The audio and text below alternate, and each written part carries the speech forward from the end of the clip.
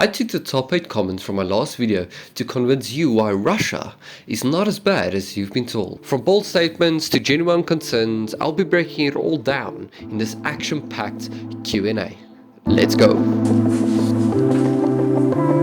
You may take a seat, Aiden. Comment 1. Me thinks you wish you were born before the end of apartheid. Wow, starting strong here. My decision to explore Russia has nothing to do with some weird nostalgic for apartheid. That's not even a thing for me. I'm moving forward, not backward. My interest in Russia comes from its culture, opportunities, and the chance for a fresh start. So let's drop this one for now and move to something more constructive. Comment 2. Be careful you don't get drafted in World War III in case it does actually happen. This one comes up a lot, and trust me, I get it.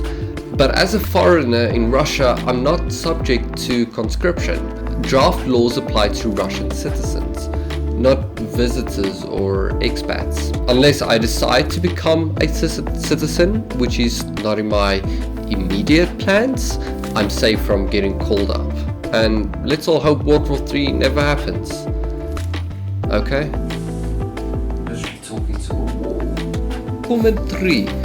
Russia is actually depressive and poor if you live outside of Moscow and St. Petersburg. The old everything outside of the capital cities are miserable argument.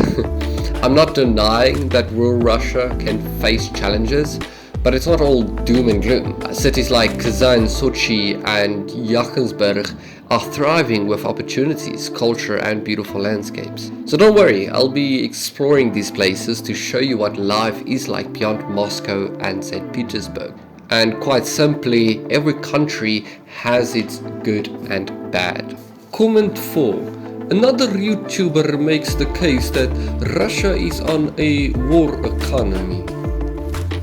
It's an interesting one. While Russia has ramped up its focus on self-sufficiency due to the sanctions, calling it a war economy might oversimplify things. They're also investing heavily in tech, agriculture and infrastructure.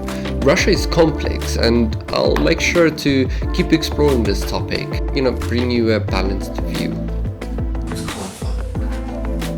Comment 5. Quite a nice one. I've traveled to Russia many times, it's incredible. Please try to go on the Trans-Siberian journey, it is life-changing. Thank you for this one. I love hearing stories from people who've actually been to Russia. The Trans-Siberian Railway is definitely on my list. I mean, imagine crossing 7 time zones, meeting locals and seeing breathtaking landscapes. I'm doing this. Are you coming with me? Comment 6. He's as common as his comment. Russia has no freedom of speech, it is non-existent. This one's tricky. Some people feel restricted, while others, including expats living in Russia, say they feel free to speak their minds. I think it's a complex topic, and I want to dive deeper in future videos. I think I'll be speaking to locals and expats living in Russia to explore how freedom of speech really plays out on the ground. In Rusland. That's Afrikaans. Comment 7. If you're young and in pretty good health, you'll have a great adventure in Russia. Yes, this is the energy I need. Moving to Russia is a challenge, but it's also an adventure. The low taxes, entrepreneurial opportunities, and culture experiences are what makes it worth for me. Plus, learning Russia has been a wild ride, but I'm getting there slowly but surely. Comment 8. He's not as common as his comment. Are all these negative comments coming from people that does not know what life in Russia is actually like? Great question. Some critiques might come from stereotypes, but others might reflect real struggles. My goal is to show both sides, the good and the bad, and the surprising. By living in Russia and sharing my journey, I hope to clear up some misconceptions and open up a real conversation. Thank you.